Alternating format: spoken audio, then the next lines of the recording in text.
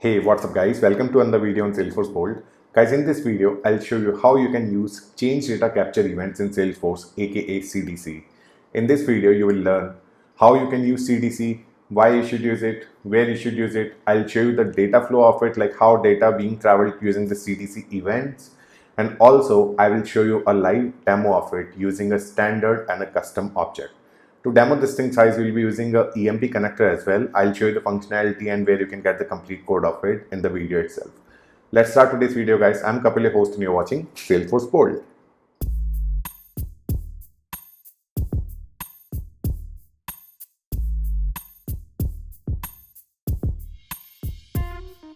Start today's video. So guys, for this video I have created a PPT slide kind of a thing because there were so many informations to share and I don't want to miss any point. Okay, so let's not waste any time here and let's move to PPT. So let me start the slideshow then. So as I told you already, we'll be learning around CDC, change data capture, what is change data capture and how you'll be able to use it. So before watching this video, make sure you are available on social media and following me on these handles. I'm available on Twitter, Instagram, LinkedIn, this YouTube channel. If you're not a subscriber, make sure you do subscribe. The blog as well, which is salesforcepol.com, and you can follow us on Facebook as well. So what you will learn today. So guys, in this video, I'll show you first, we'll learn about CDC, like what is change data capture in Salesforce and where you can use it. Then there are a few stages of CDC. There are 3 stages of using CDC. So I'll explain those 3 stages here. Next will be what is the use of streaming events, because CDC is a part of a streaming events like platform event. Then when you should use it, what is the process flow of CDC and how to enable CDC. And of course, at the end of this video, there will be a live demo as well, where I will enable CDC for one custom and one standard object, and I will show you how you can trigger it and how you can subscribe to this. All right, so let's move ahead. So what is change data capture? So guys, change data capture is a streaming product using which you can integrate your Salesforce data with external system. Using change data capture, you'll be able to receive changes in real time to your external system. So let's assume you are not having this functionality. Let's assume you are not having change data capture. So change data capture is basically a push technology. So let's assume we are not having this push technology. So before this push technology, we were having pull technology, where client can request the data from a server using pull methods.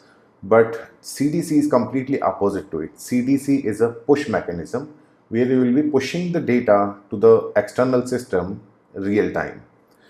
It will be publishing events for your operations in Salesforce, like create. You can publish your the CDC will be published on create, update, delete, and yes, it is going to be available for undelete also. For each operation, there will be a bunch of JSON code which will be generated using CDC, and that code, that JSON format, will be passed to the external system. Now the only task external system needs to do is to read the JSON format and get the required data accordingly. You can consider CDC as a real-time data replication process, which will include following stage. So in CDC, as I told you, we are having 3 stages here. So first stage is initial stage, when you are enabling it. So on day 0, copy of the entire data set to the external system, because you need to keep it in a sync. So that's why whatever you are having in your Salesforce org, first you need to copy all the data from a Salesforce org to your external system. Then stage 2 is the continuous synchronization of new and update data to the external system, which CDC will take care of automatically. You just need to enable it. It is so simple as it.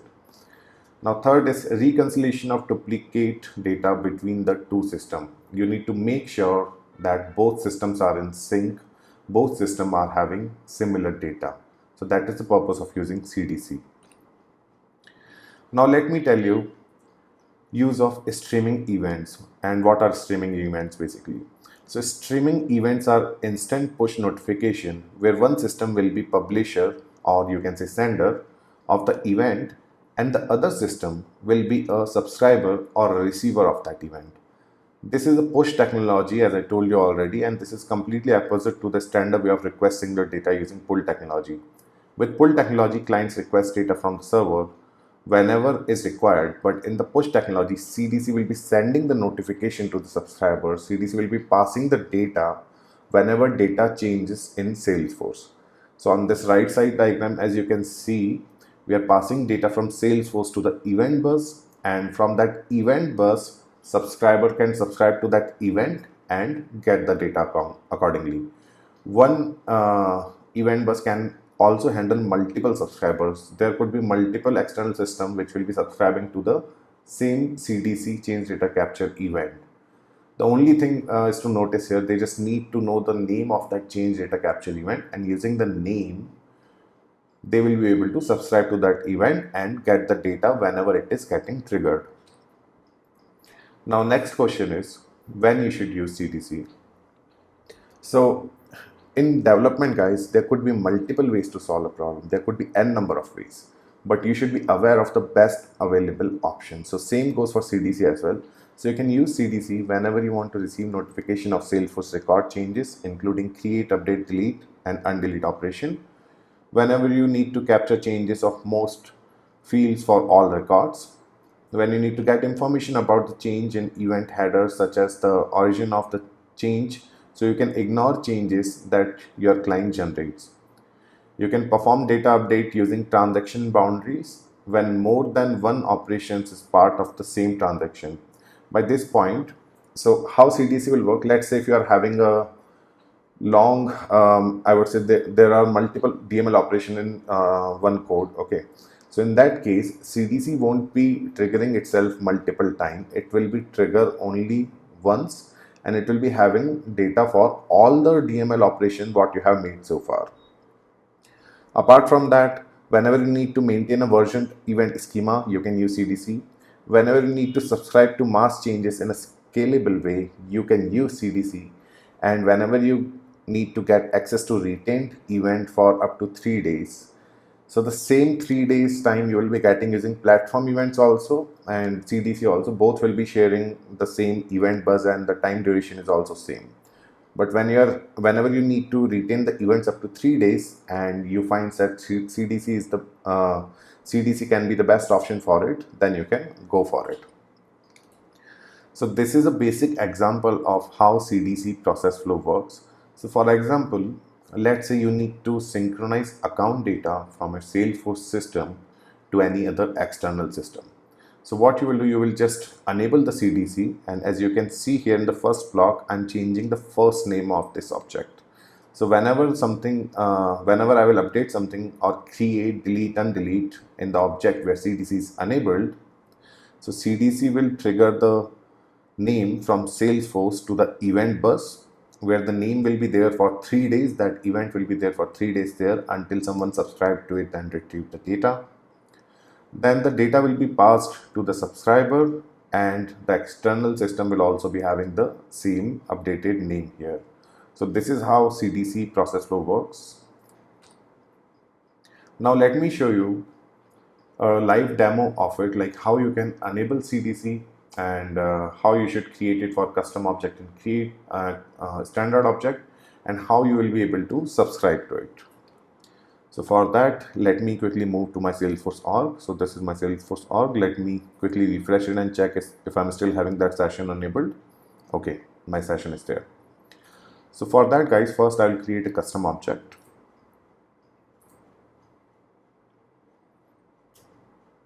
Okay, let's name it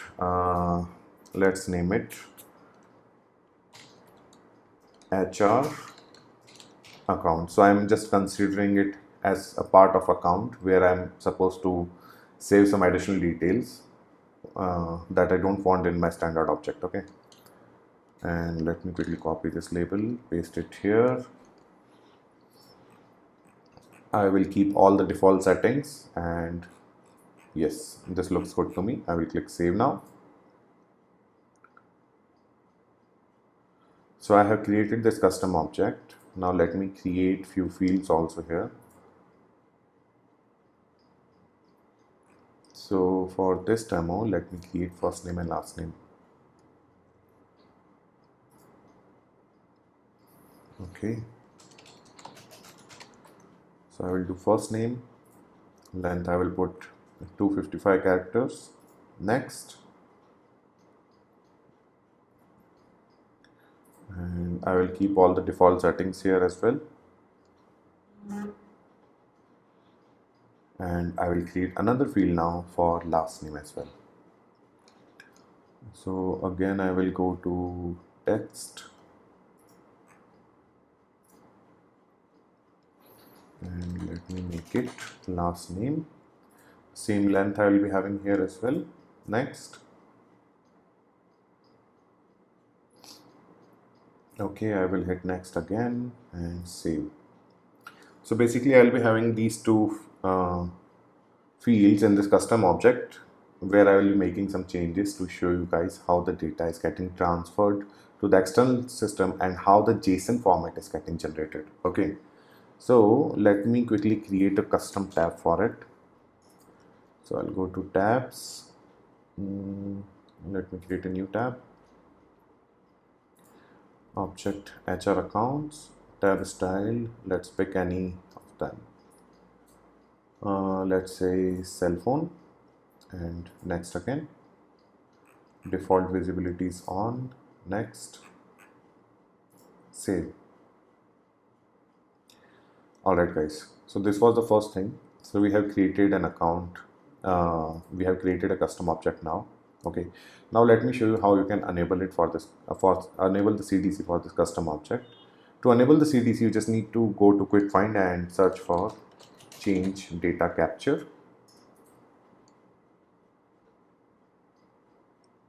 Okay, now from this list of available entities, you need to search for your custom object. For me, it was HR underscore account underscore C. Okay, now I have moved it to selected entities and then I will save it. Okay, it is saved now. So now the CDC is enabled for this custom object. Okay, so let me show you how you can trigger the CDC event now. So we will search for this custom object now, which is HR accounts. Okay, I will create new account.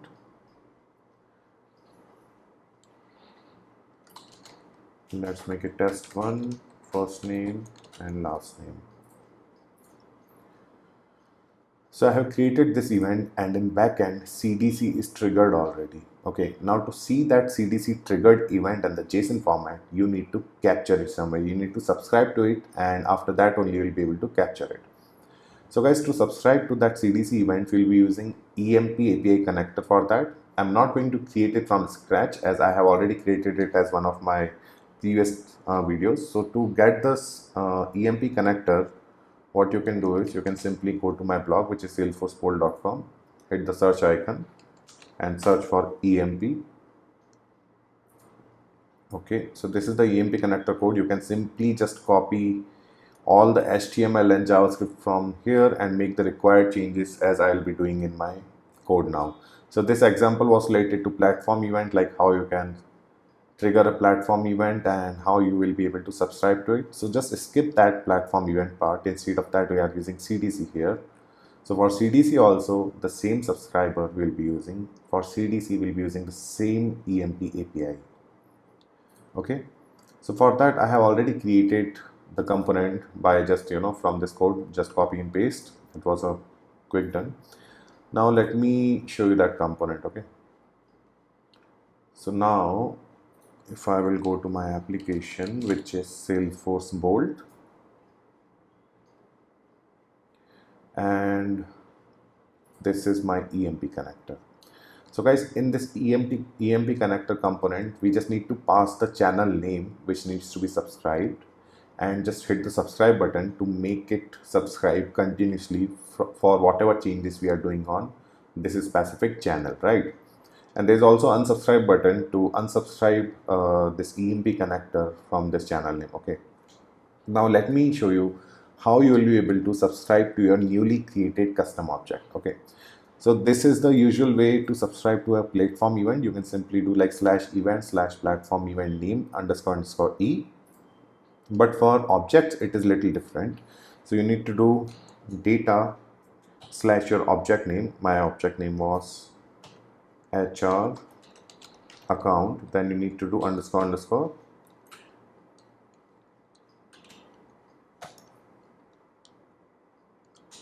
event change. Okay, now in my console log I have added a exception tracker there. So if this event is not right, then I will be getting an exception here. Okay, so let me subscribe to it. So it says HR account event change is not the correct name of it. So let me try change event. Okay, I will unsubscribe. And yes, change event was correct term for this. Sorry guys, my bad. So now I'm not getting any error here, and in console you can see subscription request sent to data slash HR underscore account underscore underscore change event. So now I'm subscribed to this channel, subscribed to this custom object CDC thing. Okay, now whenever I will make some changes in this custom object, so let's say I'm updating my name. Okay, let's make it Kumar. Okay, now let me try to save it. So right now we are not having anything from this event, and whatever message we'll be getting it here. Okay, so now if I will save it, so the HR account has been updated here. Now if I will go to EMP connector, so this is the received JSON from this event. Let me quickly open it in some other application and make it large. So this is the JSON we received from that object. Like we are having last modified date, then we are having change event header, commit number, commit user, sequence, entity name will be your object name. We'll be having change type as well, whether it is like create, update, delete, undelete. We are having change fields, which is last name and last modified date. Of course, it is going to be changed every time whenever you will be making some update. Change origin, we are having the API here, transaction keys here, timestamp, record ID, and the newly updated last name value. Okay, so that's how you will be getting the JSON data from the CDC event whenever you will be subscribing to it. So now the only task for external system is to read this JSON data, get all the required details, whatever are needed, and then process it further. Okay. Now let me show you how the JSON format is going to change when you will create it. Okay. So now I will create one account here. Okay, I will name it test2 and let's name it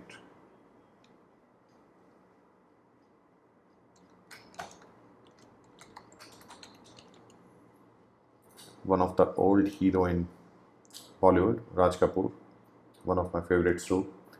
So let me save it. Okay, so now if you will notice the JSON format of the CDC is changed here. So this is the newly created JSON format what we have received. Now let me copy it and open it here. Let me create a line between this. So this is update.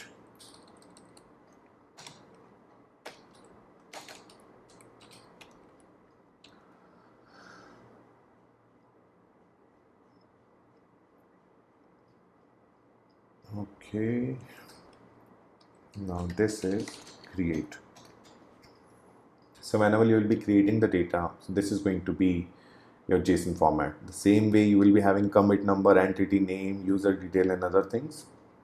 Apart from that, now you are having fields like created date is here, first name, last modified by ID, name, last name. So basically you will be having all the fields while you will be doing creation of a new record, you will be retrieving all the fields from it.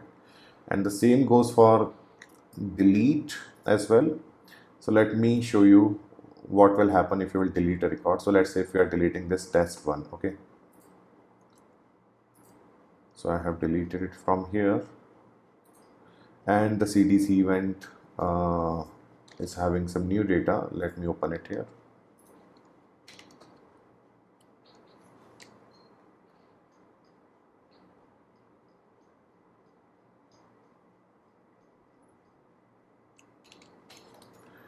Okay, now I will add delete, and this is the format of delete CDC JSON.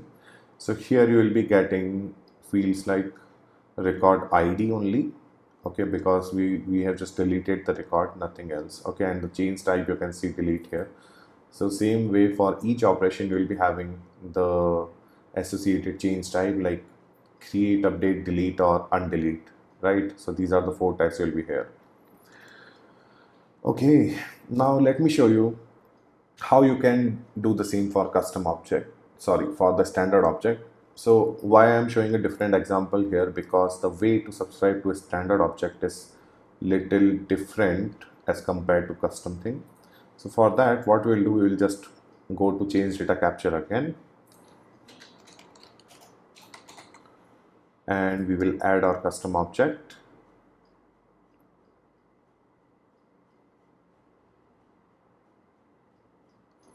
Okay, for this demo I'll be adding account here. Now we are having two objects here.